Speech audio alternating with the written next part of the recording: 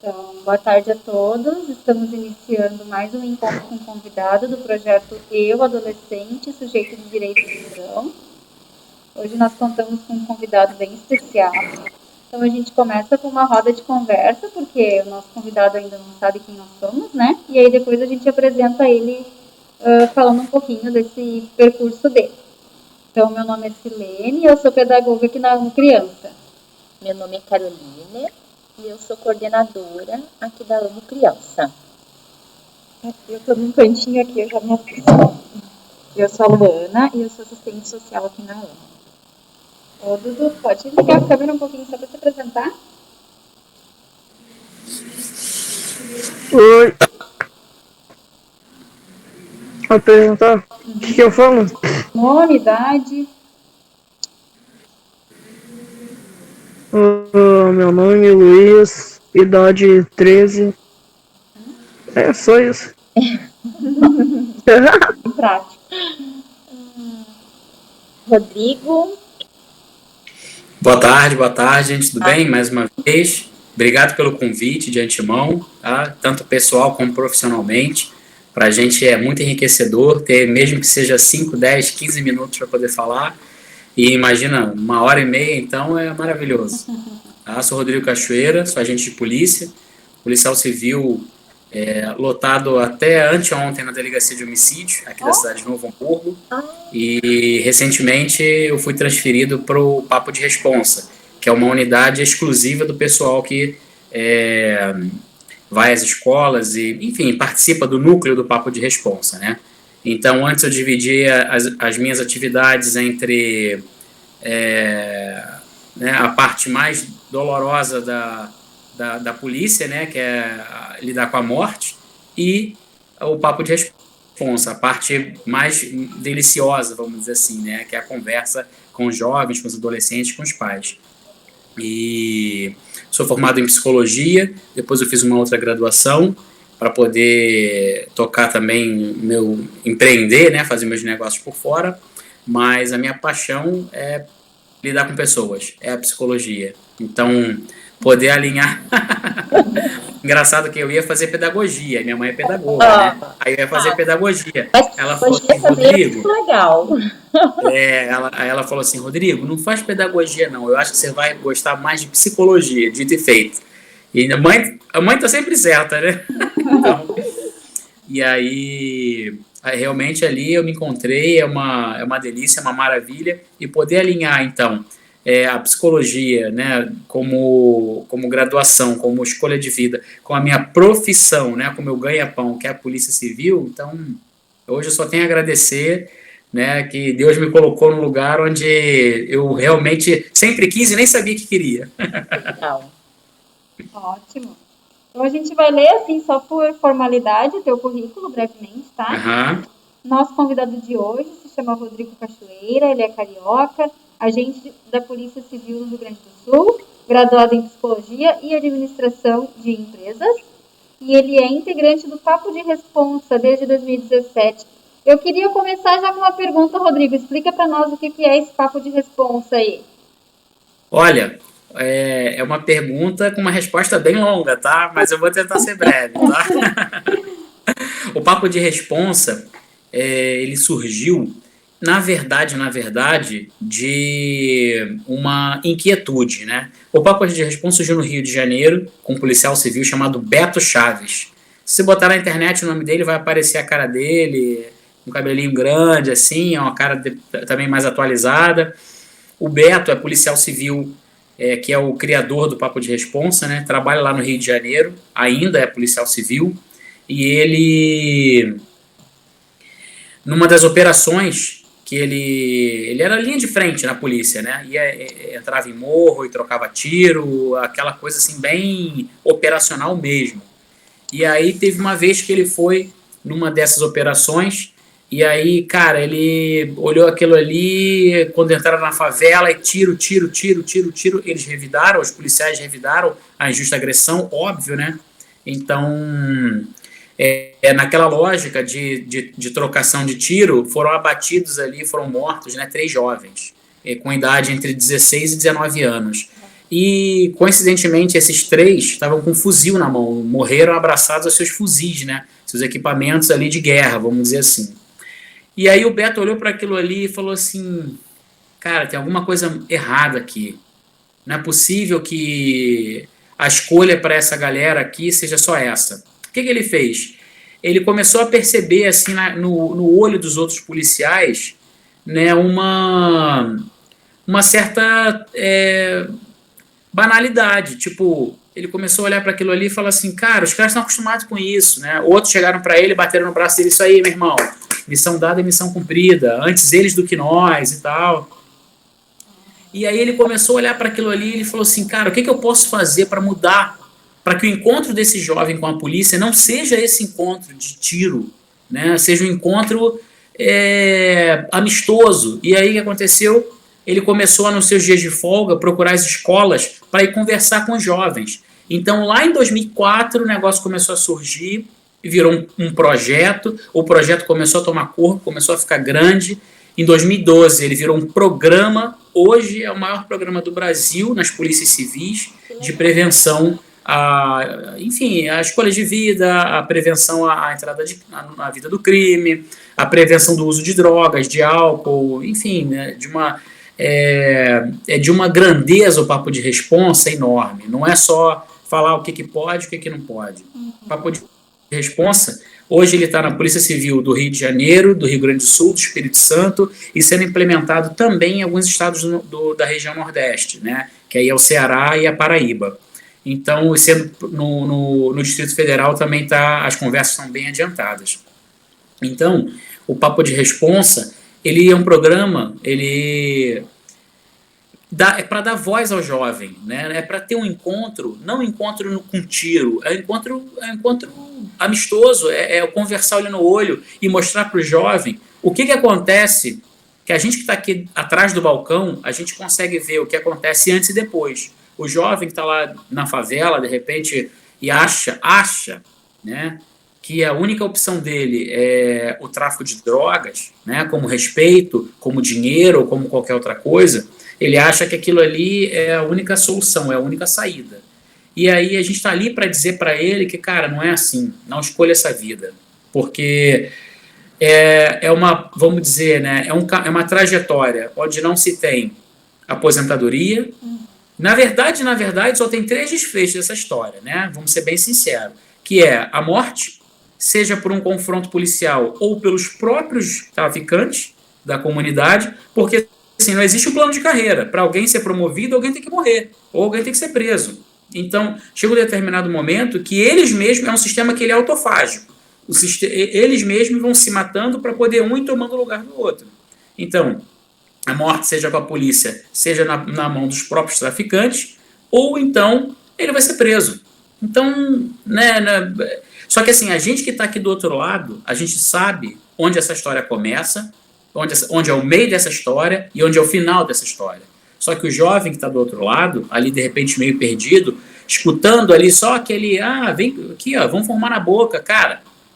O traficante chega e fala assim, meu irmão, olha só, tu vai ganhar aqui uma semana que tua mãe não ganha um mês limpando privada, sendo esculachada, em casa de madame, sendo maltratada, Então, assim, o trabalho deles é desestimular o jovem ao estudo, desestimular o jovem ao esporte, desestimular o jovem a qualquer coisa que não entre no próprio tráfico, entendeu? Então, eles precisam de uma mão de obra burra, uma mão de obra barata, uma mão de obra onde a pessoa acredite simplesmente que o poder e o dinheiro são tudo na vida. Então, assim, seja o poder pelo poder ou poder paralelo, o jovem não consegue discernir muito bem.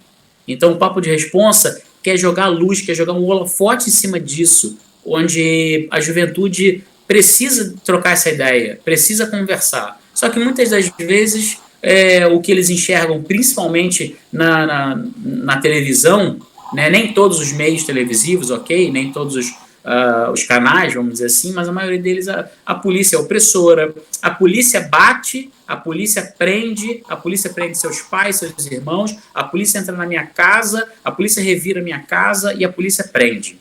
É só isso que aparece. Ah, porque a polícia bateu, porque a polícia assassinou, porque tem tiroteio, a bala perdida é sempre do policial. Então a temática é muito repetitiva. E o tráfico faz churrasco, o tráfico dá tênis para ele, o tráfico traz dinheiro fácil para ele, o tráfico dá respeito, o tráfico faz ele comprar uma moto, roubada, mas faz ele comprar uma moto, o tráfico vai dar uma condição para ele, um rádio, um celular, uma camisa de marca, um boné de marca.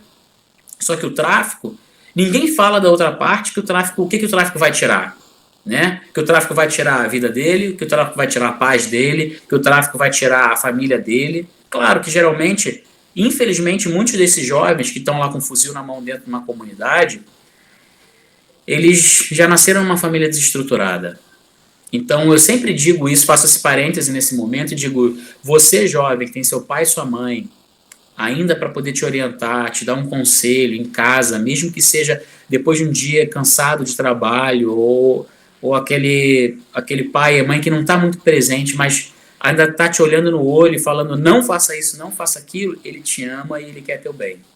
E a galera na rua, infelizmente a galera na rua quer mais é que você caia nessa armadilha de que o tráfico é a única solução. Tá? Que o tráfico é o que vai salvar a tua vida. Está tudo errado. Se tem alguma coisa que vai salvar a tua vida é andar dentro da lei. Se tem alguma coisa que vai salvar a tua vida é ouvir o teu pai e tua mãe. Se tem uma coisa que vai salvar a tua vida, não é entrar para a vida do crime. Pelo contrário, é manter-se o mais afastado possível dessa vida. Porque mais cedo ou mais tarde, aqueles 3 finais que a gente conversou, morte, cadeia, vão chegar. E geralmente chegam bem cedo. Principalmente para a galera que acha que está grandona. E daqui a pouco vai ter um encontro desses terríveis. Então, assim, o Papo de Responsa é um programa assim, de sensibilização. É para a gente dar voz ao jovem, a voz que de repente ele não tem dentro de casa, ele ter dentro da escola, ele ter ali durante o Papo de Responsa, ou numa live como essa, para a gente conversar e a gente levantar a mão. Já digo para vocês de antemão, o Papo de Responsa não é um monólogo, apesar de eu estar falando pra caramba. O Papo de Responsa é um papo, o Papo de Responsa é uma conversa. Conversa essa que a gente vai dizer preto no branco, sem mimimi, sem rodeios, sem politicamente correto, exatamente o que acontece com o jovem que está praticando crime. Seja ele criança, seja adolescente, seja ele maior. Então, o Papo de Responsa é a Polícia Civil chegando sem arma na mão, pelo contrário, é com as mãos e os braços abertos para poder trazer para o jovem a palavra verdadeira. Por isso que é de responsa, é um papo de responsa, uma conversa real. Nossa, muito legal. E tu sabe que a gente, eu não sei se é pouco divulgado, mas eu estou conhecendo agora esse Papo de Responsa. Sim. Na verdade, eu conheci um pouquinho antes de falar contigo, né? Mas é recente e tem que ser mais divulgado, porque é muito importante. Então, essa é aquela parte, né, Caroline, que isso a emissora não mostra, né? Não tem aquele quadro, isso a emissora não mostra. É mais ou menos isso, porque essa parte da Polícia Civil, ela não vende, ela não interessa, né? Não só da Polícia Civil, veja bem, porque o Ministério Público, o Judiciário, a Polícia Militar, o Corpo de Bombeiros, o Exército, a Aeronáutica, a Marinha do Brasil, né? Todas as forças armadas auxiliares, a Brigada Militar, todas as forças, sejam elas as Forças Armadas, as auxiliares e os membros, né, do Poder Judiciário, todos eles têm programa. Todos eles têm programa. Uns mais efetivos, outros um pouco mais tímidos, vamos dizer assim. Só que acontece, isso não dá ibope, né? Isso não vende. Então, o que chega, o que alimenta, o que vende é tiro, é sangue, isso alimenta, isso dá ibope, né? Agora, o policial que ele vai lá desarmado numa escola para conversar, não, isso aí a gente não quer mostrar. Isso aí pra gente não presta. Então a gente tem um trabalho enorme. Hoje, principalmente com as redes sociais, a gente consegue fazer a nossa autopromoção. E assim, Uma vez que a gente vai num colégio, numa universidade, numa igreja, numa instituição, seja ela qual for, que pediu o papo de responsa, para conversar com o corpo docente, com o corpo discente, ou com os pais dos alunos, por exemplo, nunca mais eles nos esquecem. Hoje, a nossa maior dificuldade é a agenda. Hoje a gente não tem gente para atender a todas as solicitações. Óbvio que é uma maravilha, porque agora, entre aspas, né, com a pandemia, a gente está aqui conversando com muita facilidade, né? Agora, quando não está nesse método, que, aliás, é o que a gente até prefere, é o presencial, você olhar no olho do jovem, ele ver você ali, você apertar a mão, você sentir o calor daquela galera, e ao final da conversa eles querem vir, querem pegar ali na tua roupa, no teu colete, eles querem ver que tu é de verdade. Eles entendem que atrás dali de um distintivo, de um colete, de um fardamento, existe uma pessoa tão humana quanto eles, quanto o irmão deles, quanto os pais deles, que querem trazer a ideia do bem, que querem trazer a ideia de que, cara, a vida criminosa ela não compensa. Só que existem coisinhas ali que vão se espalhando, tipo assim, as lendas urbanas, né, que vão se espalhando, que às vezes vai dizendo, isso não é crime, isso não. Por exemplo, se você perguntar para os jovens, né, nós temos aí o Guilherme e o Luiz, né, se a gente pudesse perguntar para eles se sim ou se não, fumar maconha é crime, queria aí Luiz e o Guilherme, se pudessem responder para a gente, por favor. Vocês podem responder pra gente, por favor? Fumar maconha é crime, sim ou não? Luiz.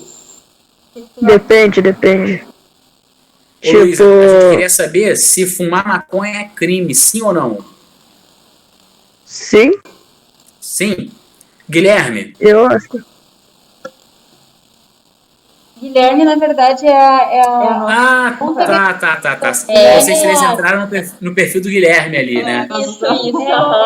Tá, desculpa, tá bom. Então, assim, lógico, né? Hoje a gente só tem aí um participante, então o Luiz tá certo, fumar maconha é crime.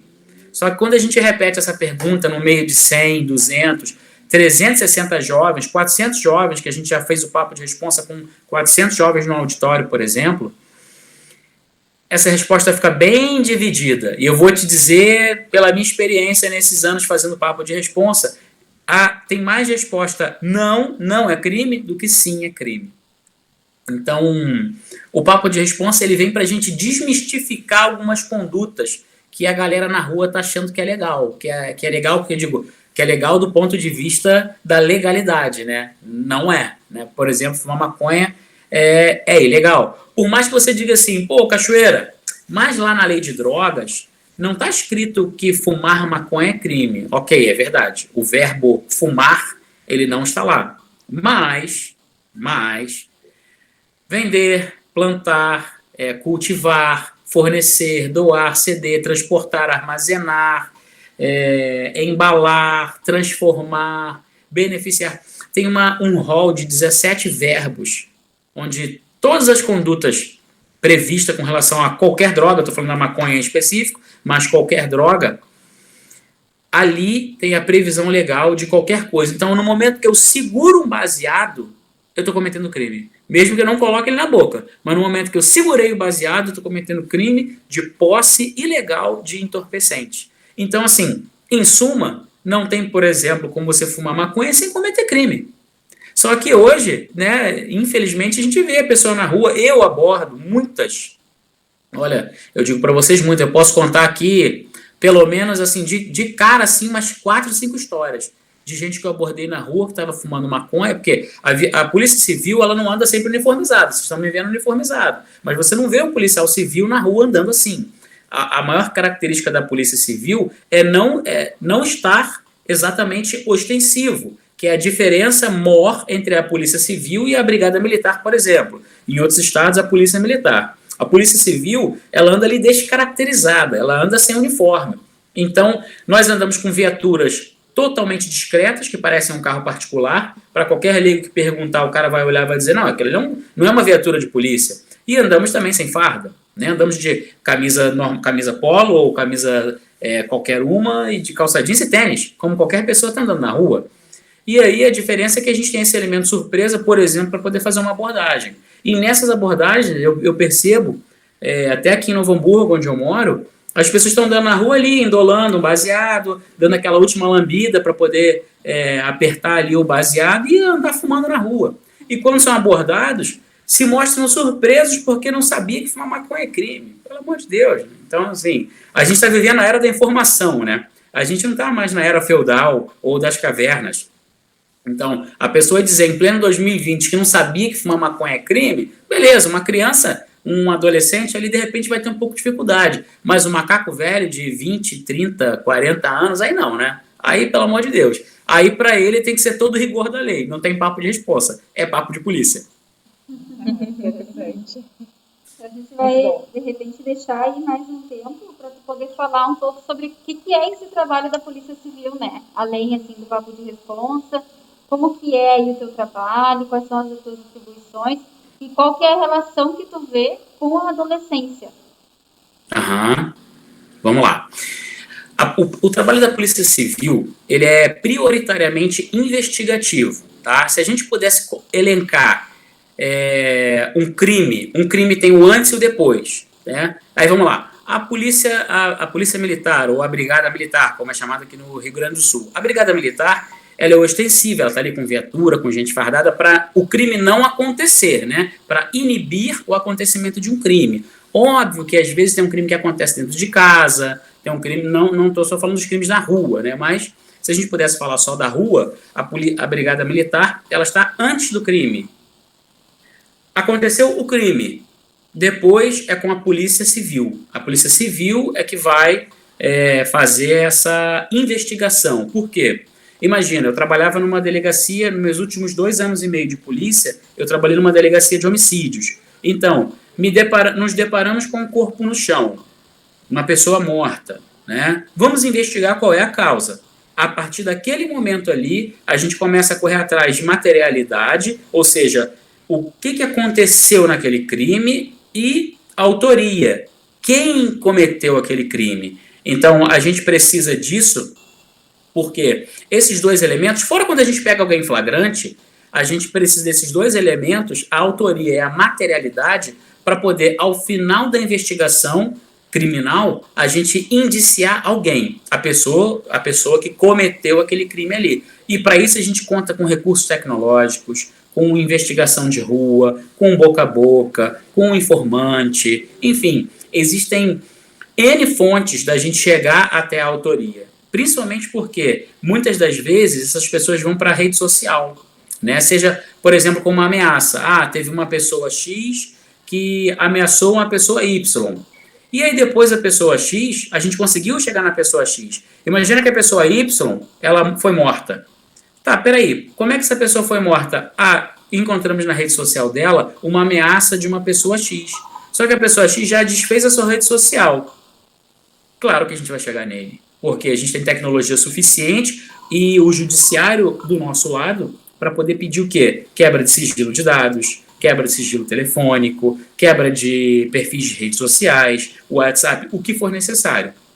E aí, a gente, com autorização judicial, não é nada feito só pela Polícia Civil, é tudo com autorização judicial, a gente vai conseguir fazer uma escuta, ou então quebrar um sigilo de um perfil de rede social e chegar no autor. Essas coisas que a galera principalmente pratica cyberbullying, até aproveitando e falando um pouquinho de cyberbullying, as pessoas criam um perfil fake, crente que estão passando batida. Mas, gente, atrás daquele perfil fake tem um número de IP, tem um computador, tem um celular, tem uma conexão com a internet. Nada disso vai ficar imune. Tudo isso a Polícia Civil vai chegar. Você vê, a gente faz aquela operação Luz da Infância. Luz na infância, Luz da Infância. Acho que é Luz da Infância. Onde a gente prende, às vezes, no mesmo dia, 200 pessoas no Brasil inteiro. Por quê?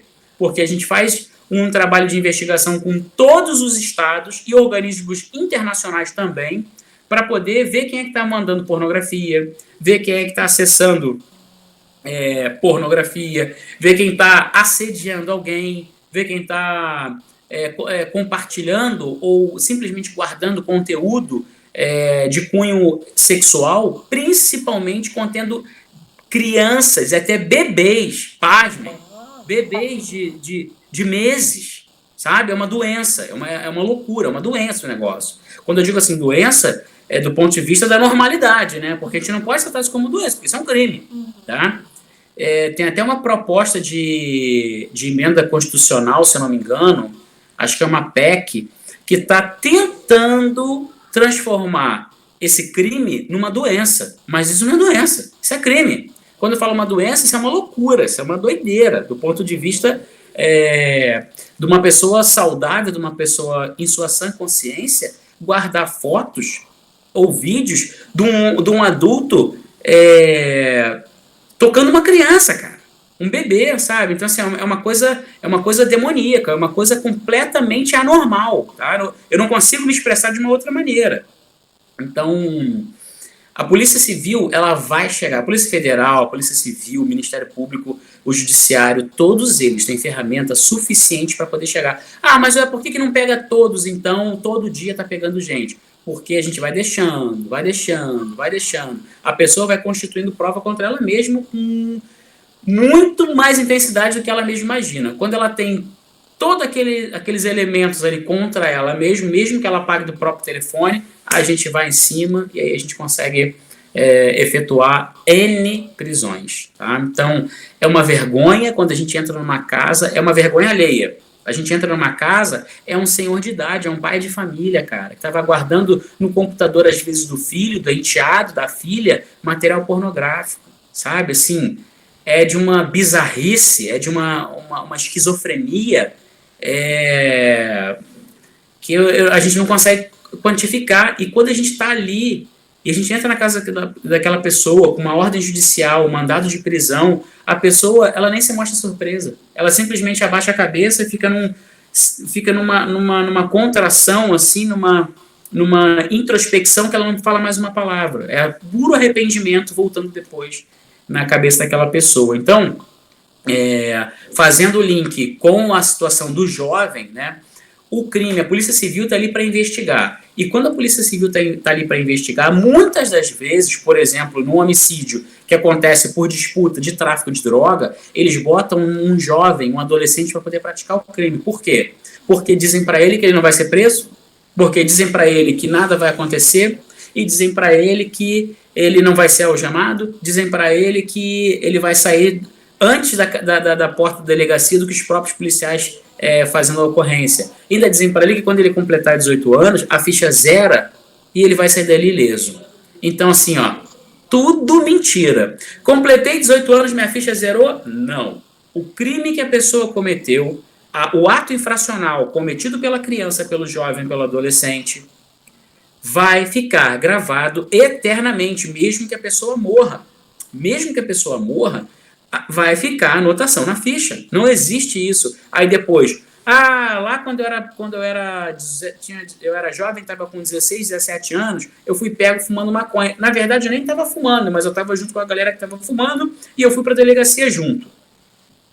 Uma década se passou. Fiz um concurso, passei no concurso, só que o concurso ele pediu para eu apresentar a minha ficha corrida, a minha folha, meus antecedentes criminais.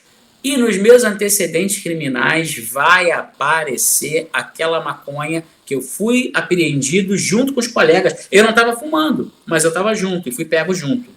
Então, posso perder o emprego, eu posso ser reprovado de um concurso, eu posso ser expulso de algum lugar, por exemplo, de um concurso, porque a minha ficha crime tem alguma anotação? Sim. Essa é a primeira, tá? Eu não vou ser preso, nada vai acontecer comigo. Cara, a criança e adolescente são presos, entre aspas, são apreendidos. Essa é uma palavra diferente, para poder dizer que sim, que a pessoa vai ser presa. E essa pessoa, esse jovem, ele vai ser preso, é um presídio igual a um presídio para adultos. É grade, é cela, é escassez de recursos. E detalhe, geralmente o adolescente, a criança, quando ela é presa, ela não está na hora, ela tá faltando aula, ela não está indo mais à escola. Qual é a única obrigação dela dentro do presídio para a criança, que seja a CASE, seja a FASE, a FUNABEM, ou suas denominações que existem pelo Brasil afora? A única obrigação dela dentro é frequentar aula. Lá tem colégio, e ela tem que frequentar aula. Então, A criança, o jovem, o adolescente que não quer frequentar a aula porque quer ficar na rua sem fazer nada, se for pego cometendo algum ato infracional, algum crime, ela vai ter que frequentar a aula, só que dessa vez presa, sem a liberdade do lar, sem acesso ao telefone, sem acesso à geladeira. Ah, eu quero acordar hoje, vou abrir minha geladeira, quero pegar um Nescau gelado para eu tomar. Meu irmão, esquece, tendo presídio não tem isso. É o café da manhã que tiver lá, e se tiver, e aquilo ali, e deu. Não tem o que escolher. Não tem escolher se eu vou dormir com cobertor, se eu vou dormir com travesseiro. Não tem que escolher se eu vou dormir com um ventilador ou com a janela aberta. Não tem escolha. É a vida de um presidiário dentro de um presídio. Qual é a diferença? Ali só tem menores de idade. Ah, mas se eu cometer um crime com 17, um ato infracional com 17, daqui a pouco eu faço 18, eu vou embora, negativo. Dependendo da pena, se estende até os 21 anos dentro de uma casa, de uma fase, um abrigo da vida que for. Vai ficar internado. Se a medida preventiva for de internação, tô com 17 anos, mas eu peguei, vai se estender até os 21 anos, dependendo do crime praticado e a pena imposta pelo judiciário. A gente faz o intervalo e voltamos com as perguntas 5 para as 3.